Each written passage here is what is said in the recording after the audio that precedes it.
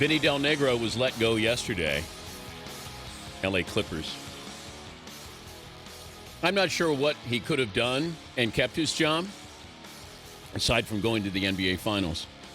Did he do enough to keep his job, or was there something else going on behind the scenes? Don MacLean, former NBA player, now working for Fox Sports West, the Clippers analyst, joining us on the program. Donnie, how are you? Good morning, Dan. So, Del Negro, did he do enough, in your opinion, to keep his job? No.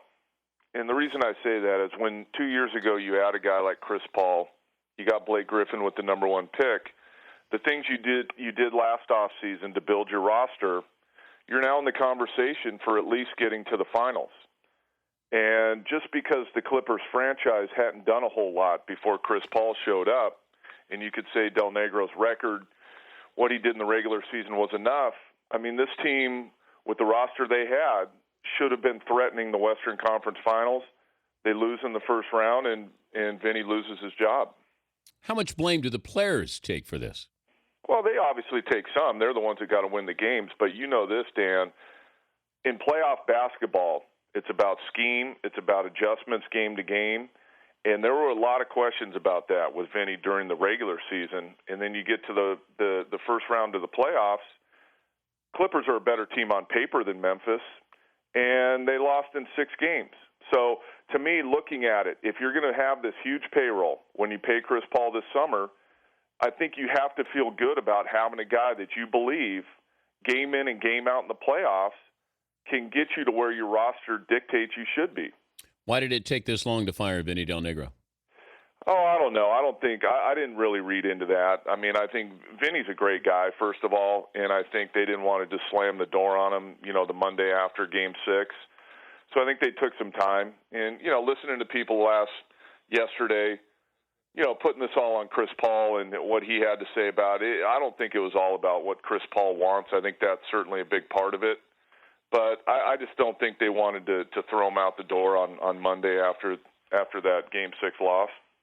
I've been told this by 2 people, and I'm still looking for confirmation about it, that Chris Paul wants an African-American coach for the Clippers. Oh, I haven't heard that.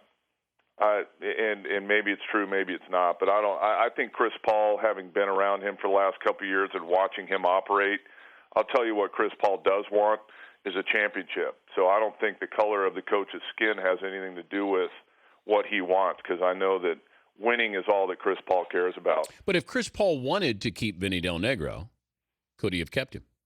Oh, I don't know. Nobody knows what Chris Paul said privately to the organization, but you could read it, look into it, and say, well, if Chris Paul had said, hey, I want Vinny Del Negro back, guess what? Vinny Del Negro would have been back. Yep. Well, that's the point, that I think that if Chris Paul wanted him, he could have kept him. He doesn't want him there, therefore they let him go.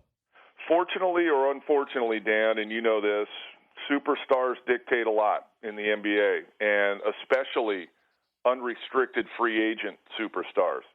So, Chris Paul is in a great position right now to not only be consulted on roster changes this offseason, who the head coach is going to be. They're obviously going to give him max money. But this Clippers organization's come a long way the last 2 years, and that's because of Chris Paul, and they have to keep him. And I understand that. It's a players-run league. They're paying them so much money, and I want to make sure that Chris Paul is going to re-sign with me. How do I make sure? Chris, what's important to you? We're going to go get some free agents. We're going to do this. We're going to do that. What do you think about the head coach? And you ask him his opinion on that. Now, Phil Jackson was on yesterday on the show.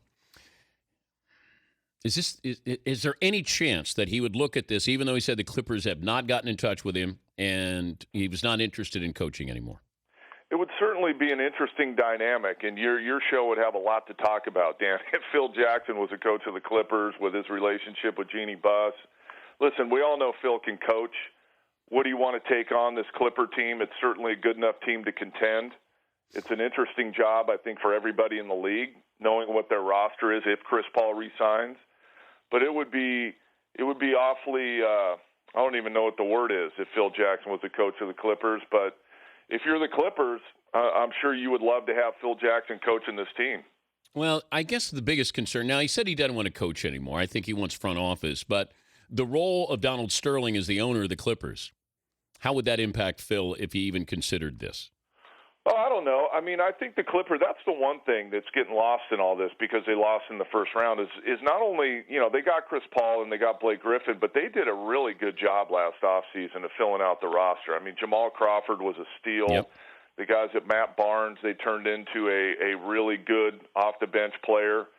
So I think from a front office standpoint, that's really not their issue. I think they've done what they needed to do in terms of roster. So if you're asking me, should Phil Jackson come in and run the team from a front office standpoint, I don't really think that's their issue. I think the Clippers are fine from that standpoint. I just feel like they need a coach that has coached superstars, that's very good, tactically, especially in the playoffs, that can take them on a deep run in those playoffs.